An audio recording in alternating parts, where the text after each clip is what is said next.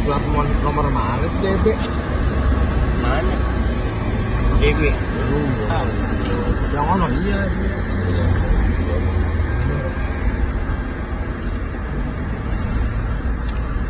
Mana lo kalau?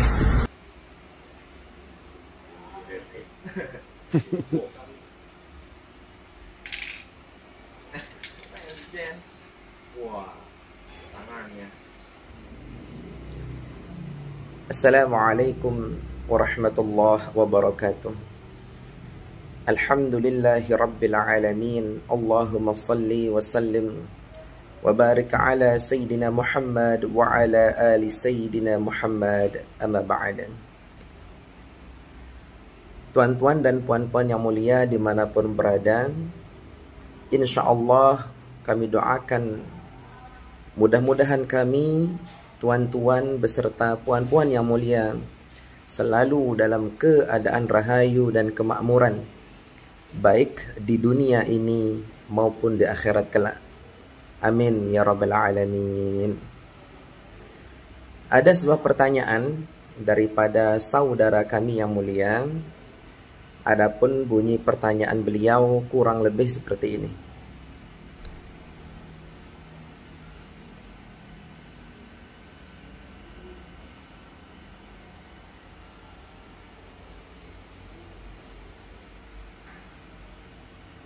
Baik. Saudara kami yang mulia menanyakan bagaimana pendapat Kang Sukma tentang Wan Sehan, ya.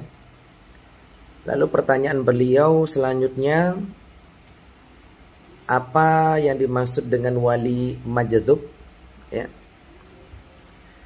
Dan bagaimana cara mengambil hikmahnya? Baik. Untuk pertanyaan yang pertama, insya Allah, ya, ini mungkin saya tidak bisa menjawab secara detail karena kami tak pernah komunikasi langsung dengan beliau. Kami tidak pernah bertemu langsung, jadi saya rasa kalaupun saya memberikan pendapat ini tidak faktual, ya. Artinya tidak bisa dianggap sebagai sebuah kebenaran karena saya tidak bisa bersaksi atas sesuatu yang memang saya tidak pernah lihat, dengar, melihat langsung sendiri, mengalami sendiri, ya. Tapi insya Allah beliau adalah orang soleh, beliau adalah zuriat daripada kanjeng Nabi Muhammad SAW dan harus kita hormati, ya. Baik. Yang kedua, apa itu wali yang majdzub, ya? Jadi kata majdzub itu sendiri artinya tertarik, ya. Jadi apa yang ditarik di sini yaitu kesadaran seseorang atau nafs seseorang. Jadi nafsnya itu ditarik. Jadi seakan-akan orang tersebut tidak sadar atau kebiasaannya keluar dari kewajaran atau yukhriju minal 'adah. Jadi perilakunya, omongannya biasanya keluar daripada kebiasaan. Namun beliau adalah seorang, istilahnya yang dikatakan wali, seseorang yang memang kekasih daripada Allah Subhanahu wa taala. Ini menarik tuan-tuan karena dalam beberapa pertanyaan yang sebelumnya, yang sebelum kami membuatkan video ini, banyak muncul pertanyaan-pertanyaan seperti ini. Bahkan ada dari saudara kami yang mulia mengatakan bahwa ada dari kaum muslimin yang mengangkat orang gila sebagai wali Allah, ya. Nah, jadi ini perlu kita sampaikan bahwa kita tidak menganggap wali majdzub itu gila, ya. Ya, kita tidak menganggap seperti itu. Kita menganggap bahwa kesadarannya itu tertarik, tenggelam di dalam cinta kepada Allah Subhanahu wa taala. Jadi untuk yang seperti ini jangan kita istilahnya menggunakan logika kasar kita. Jadi kita mengambil saja pelajaran dan hikmah di balik semua ini, ya. Tapi kalau kita ingin istilahnya berpikir, bahwa orang-orang yang dibebankan sholat, ya, orang-orang yang dibebankan haji, orang-orang yang dibebankan puasa, zakat, dan lain sebagainya, salah satu syaratnya adalah orang yang mukallaf. Artinya orang yang mukallaf, orang yang mumayyiz, artinya orang yang sadar, ya.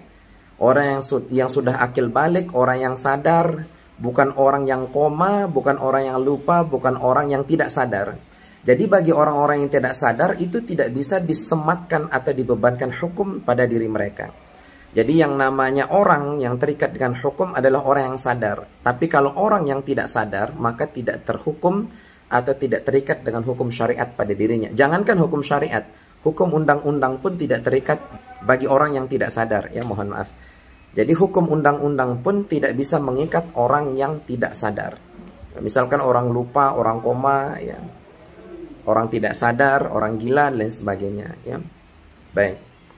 Pertanyaan yang ketiga, apa hikmah daripada hal ini, ya? Baik. Jadi tuan-tuan dan puan-puan yang mulia, jika kita ingin mengetahui hati kita yang sebenarnya, apakah hati kita ini baik ataupun buruk, maka lihatlah respon pertama kita ketika melihat sesuatu. Jadi ketika kita melihat sesuatu lalu muncul yang buruk, maka pada sebenarnya hati kita lah yang merespon itu menjadi buruk, ya. Dan kalau kita melihat sesuatu nampak pada diri kita kebaikan, maka insya Allah hati kita juga adalah isinya kebaikan. Jadi apapun yang kita lihat, apapun yang kita dengar, respon pertama itu adalah isi hati kita, ya, itu adalah cerminan hati kita. Baik. Jadi saya pribadi belajar bagaimana caranya untuk tidak berprasangka buruk dan melihat segala sesuatu dalam sisi positifnya, insya Allah, supaya bisa kita mengambil pelajaran atas segala sesuatu. Lalu apa hikmahnya? Ya, lalu apa hikmahnya? Setelah pertanyaan ini saya mulai istilahnya browsing, ya.